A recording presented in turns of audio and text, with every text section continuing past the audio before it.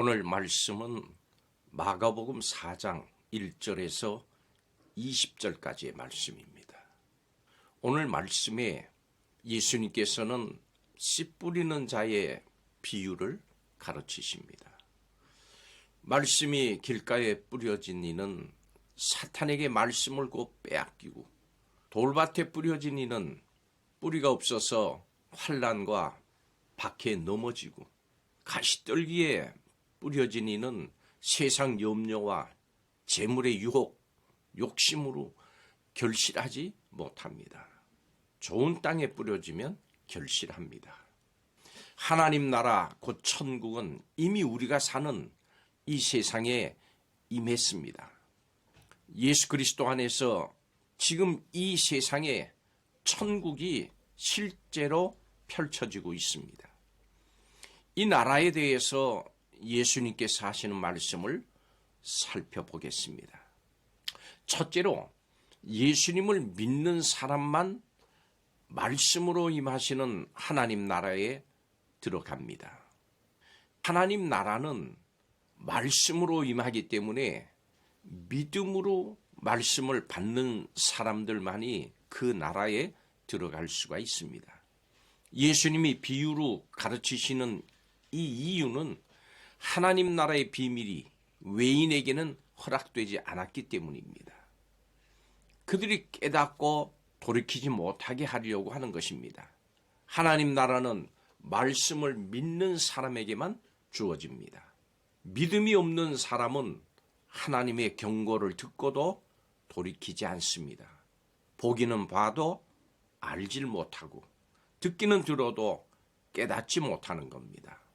목이 터지라고 외쳤던 예레미야를 멸시하고 끝내 멸망에 갔던 이스라엘처럼 그렇습니다.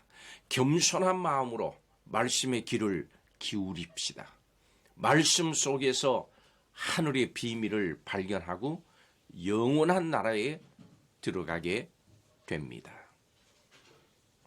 두 번째로, 예수님을 믿지 않는 사람은 하나님의 말씀을 결국은 거절합니다.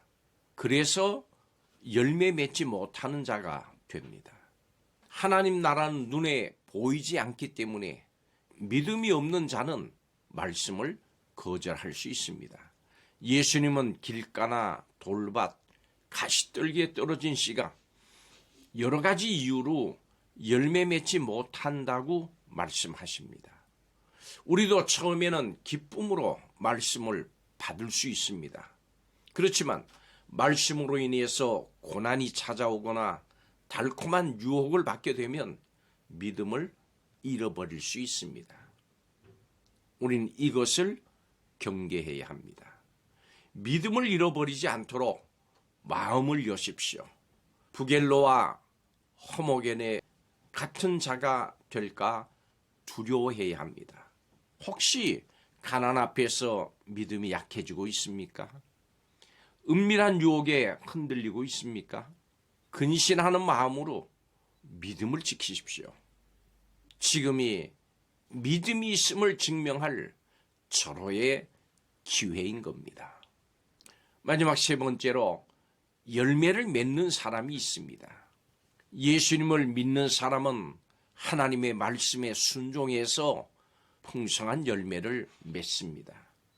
하나님 나라는 생명의 말씀으로 임합니다. 그렇기 때문에 믿는 사람들은 풍성한 열매를 맺습니다. 예수님은 좋은 땅에 떨어진 씨앗이 30배, 60배, 100배의 결실을 맺는다고 말씀하셨습니다. 이것은 하나님의 말씀이 우리의 삶과 세상을 얼마나 놀랍게 바꾸는지 이것을 보여줍니다. 하나님의 말씀에는 생명력이 있습니다. 이 하나님의 말씀은 강력한 능력으로 우리의 인격을 변화시키고 삶의 방향을 바꿉니다. 불의하고 완악한 세상을 변화시킬 수 있도록 열정과 지혜와 능력을 우리에게 공급해 줍니다. 성도의 삶의 현장에는 하나님 나라가 능력 있게 임합니다.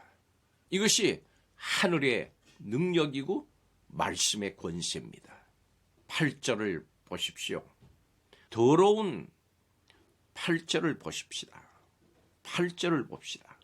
더러는 좋은 땅에 떨어짐에 자라 무성하여 결실하였으니 30배나 60배나 100배가 되었느니라. 아멘. 이 비유는 사람의 마음을 분류하는 것을 넘어서 말씀의 사역자를 격려하는 의미가 있습니다. 씨가 떨어진 장소를 언급할 때마다 더러는 이런 단어가 나옵니다. 예수님의 제자들은 예수님의 사역이 반발에 부딪히면서 불안하고 의기소침할 수 있었습니다. 그렇지만 하나님 나라의 사역은 반드시 열매를 맺게 돼 있습니다. 더러는 길, 돌밭, 가시덤불에 떨어져서 제대로 열매를 맺지 못할지라도 실망하지 말아야 됩니다.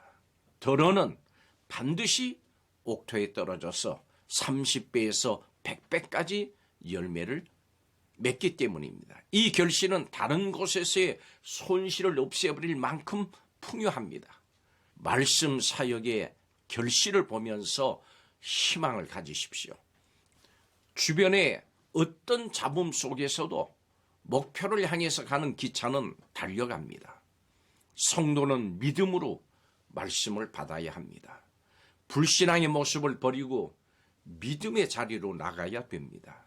믿음으로 말씀에 순종하는 사람은 하나님 나라의 놀라운 열매를 맺습니다. 그리고 말씀의 사역 중에 더러 열매가 맺히지 않는 것에 실망하지 마십시오. 낙심하지 말고 계속하면 예수님께서 아주 풍성한 열매로 기쁨과 보람을 주십니다. 오늘도 열매 맺는 복된 하루의 희망을 가지고 출발하는 시간이 되시기를 바랍니다. 기도하겠습니다. 말씀으로 임하는 하나님 나라를 믿고 받아들여서 많은 열매를 맺는 성도가 되게 하여 주시옵소서. 예수님의 이름으로 기도하옵나이다. 아멘.